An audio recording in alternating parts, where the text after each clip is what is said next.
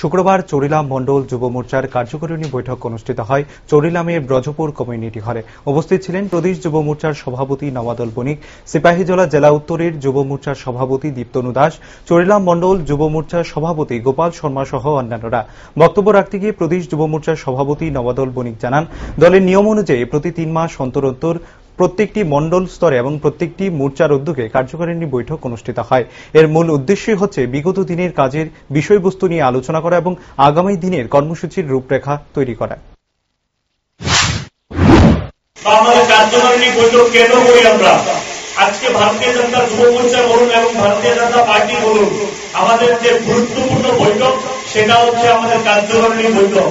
মানে কাজের আমরা যে বিগত দিনে কি কাজ করলাম বা আগামী দিনে আমরা কি কাজ করব বা আমাদের ভোটের কি সংগঠনের কি অবস্থা বা আমরা সামাজিক মাধ্যমে সমাজ পরিবর্তনের ক্ষেত্রে আমরা কি কাজ করব বা বিগত দিনে আমরা কি কাজ করেছিলাম সেই বিষয় নিয়ে আজকে সারাদিনের বৈঠক। হয়তো আমরা বা আমি যাওয়ার পরে এখানে আস্তে আস্তে করে যারা শক্তি কেন্দ্রের ইনচার্জরা আছেন তারা প্রতিবেদন পাঠ করবে, বিভিন্ন ভোটের ইনচার্জরা তাদের ভোটের বিষয় নিয়ে আলোচনা রাখবেন আপনারা যে আমরা কোন বুথগুলো এ ক্যাটাগরিতে আছি বা কোন বুথগুলো আমরা বি ক্যাটাগরিতে আছি বা কোন বুথগুলো আমরা সি ক্যাটাগরিতে আছি, প্রত্যেকটা বিষয় নিয়ে আজকে আলোচনা করবো হচ্ছে কার্যকারিণী বৈঠক।